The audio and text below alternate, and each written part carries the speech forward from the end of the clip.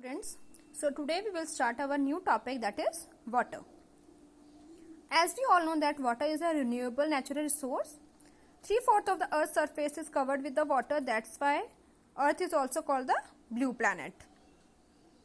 The ocean water is however saline and not fit for the consumption, as we all know.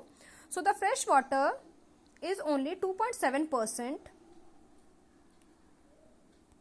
Sometimes it's considered as 3% also, because if this question is asked in your NTSC and the option is not 2.7 over there, if they are giving you 3%, then that answer is also correct, because generally we consider 3% as a fresh water, and nearly 70% of that this occur as ice sheet and glacier in Antarctica, Greenland and mountain region, but due to their location they are not accessible. But only 1% of the fresh water is available, and that is fit for human use. So student, don't get confused over here that 3% is our fresh water which we get from the glaciers and ice sheets, and only 1% of that fresh water is fit for human use. We cannot use that complete 3% of the water. And this 1% is found in the groundwater, as surface water in river and lakes, and as water vapor in the atmosphere. So this introduction of water is very important for you as the viewpoint of your NTSC also. So now we will proceed further with our this topic. As we discussed that only 1% water is available for the human purpose or fit for the human, but human use that particular water in huge amount. They are not using that particular water, that a small amount of water with proper management. They are using that with mismanagement. As we all know that humans are using that water not only for drinking and washing, but also for the production purpose. We use that water for agriculture, for industries also, for generating electricity also. But this all increase the uses of population, and as we all know that population is also increased day by day, which also increase the urbanization and the standard of living, which is a major cause of a shortage of water, because over there they use the water with mismanagement, or we can say that they are not using water properly with the proper management. By taking example, if we have to use 1 bucket of water to bath, but still we are using that particular water unnecessarily.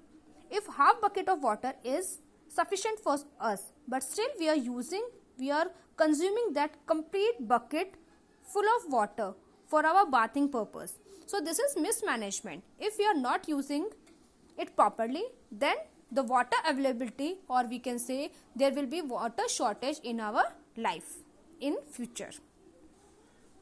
So problem of water availability is our next topic. As you all heard about the scarcity of water, scarcity of water means lack of water.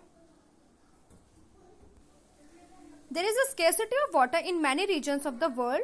Most of the Africa, West Asia, South Asia, part of Western USA, Northwest Mexico, part of South America, and Australia is facing shortage in fresh water supply.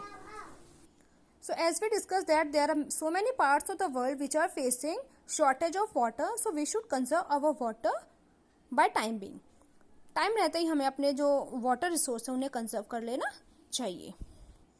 As we all know that water is a renewable resource, but its overuse and pollution make it unfit for use.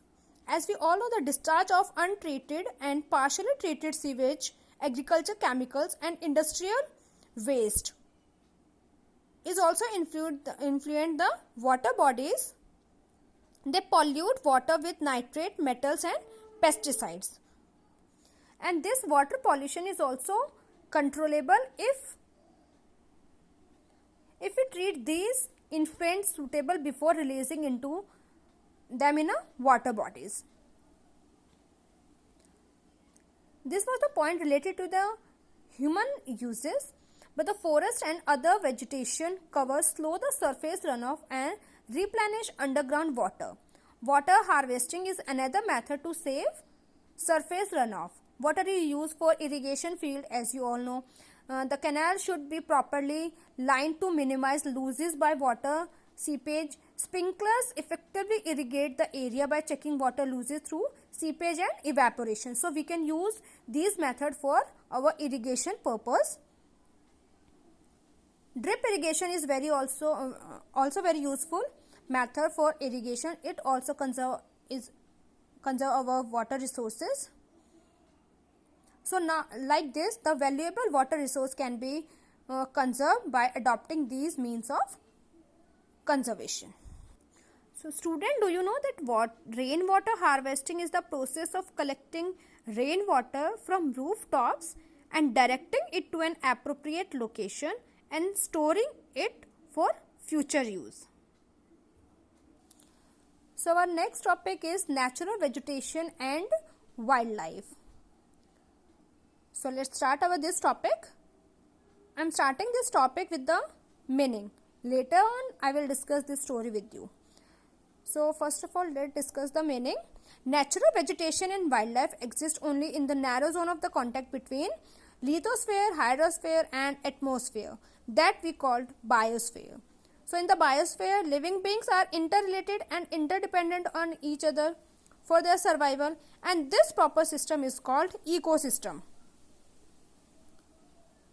Vegetation and wildlife are also valuable resources to us, as plants provide us so many things, that they provide us oxygen to breathe, they provide us wood for the furniture and timber. They also provide shelter to the animals, and they also protect soil, so essential which is very essential for growing many of the crops.